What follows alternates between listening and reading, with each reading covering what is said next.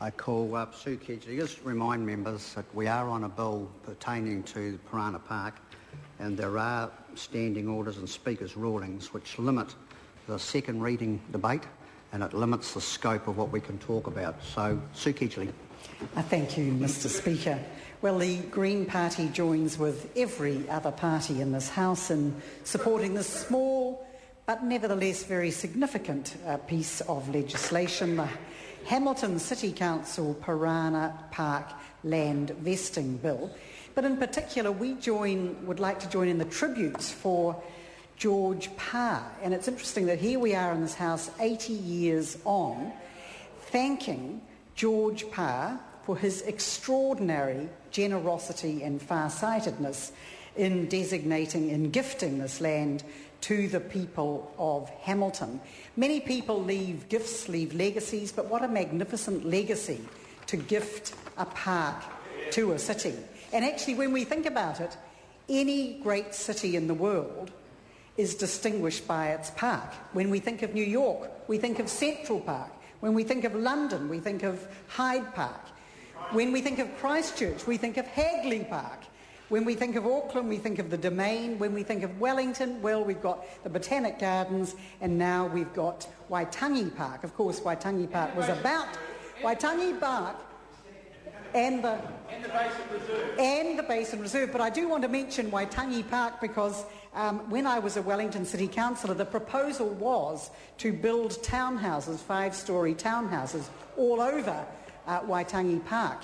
And myself and many other councillors fought vehemently against the covering over of Waitangi Park with townhouses, and finally we won, and we have this small but wonderful park, Waitangi Park, in Wellington as well. But what would our cities be like without parks? And this is particularly the case today as our cities, and I'm thinking here of Hamilton City too, they're becoming increasingly congested, will increasingly spread with suburban spreading and the suburban sprawl, I should say. Hamilton, where I spent quite a bit of my time when I was growing up, there was a lot of open space because my grandparents and all my relatives lived there.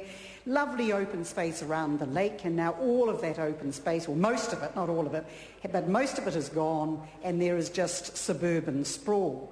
So for the people of Hamilton, thank heavens for the vision of George Parr. Thank heavens that he gave Parana Park, and that this park, like so much other open space in Hamilton and other cities, has not been built on, is not covered in townhouses or just suburban sprawl.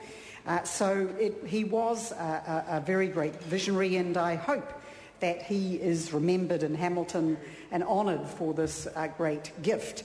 I would also like to agree with my colleague from Labour about what a visionary he was, and again it's worth remembering in the context of our tribute to George Parr in his vision for public transport, not only in leaving this magnificent park, but also in his understanding of public transport. And of course, he was a huge advocate for a train from Hamilton to Kawhia, a great visionary, rather like Sir Meyer Robinson, if only the people of Auckland had listened to men like Sir Meyer Robinson and George Parr. Imagine what Auckland would be like if we had listened to Sir Meyer Robinson, that great visionary, if we had a light rail or a mass transit right through Auckland, but instead of which Sir Meyer Robinson's vision was defeated by the National Party in its many manifestations, which came in and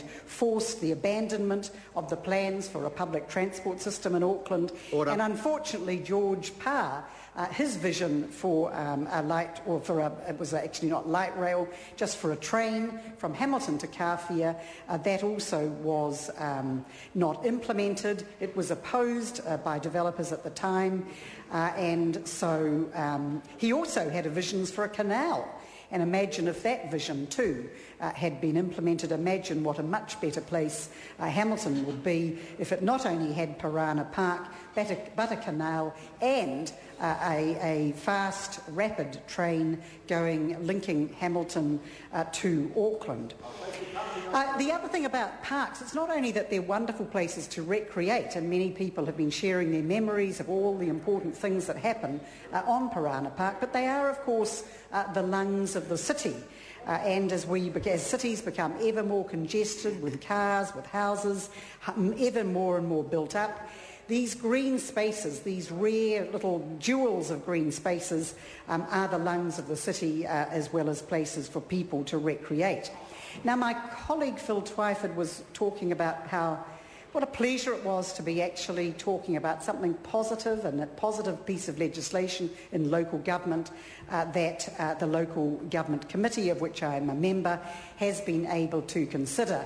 And what a sharp contrast it is to most of the other legislation that we have had to consider, which is all about getting rid of local government and its rights in New Zealand. Now, Mr. Twyford was focusing on Auckland and what has happened, how we, in one fell swoop, got rid of 8 democratically elected and well-functioning councils in Auckland and replaced it with a super city. But what he omitted to mention, I'm not sure why, in his penchant for talking about these issues, why he omitted to mention the getting rid of the Environment Canterbury, which would have to be the worst, the most blatant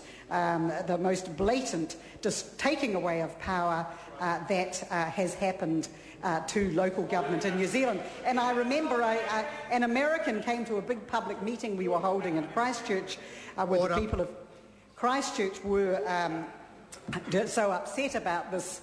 And he said it could not happen in America. They could not just wipe out a local council like that. So it is a relief. It is a relief that we can, that at least in the local government and environment committee, we've had one bill which is completely positive, which is about giving to people, to local communities, rather than taking away their rights and their democratic ability to vote, etc. And it is fantastic that we can join with every other member of this House completely unanimously in supporting the Hamilton City Council Parana Park land vesting bill.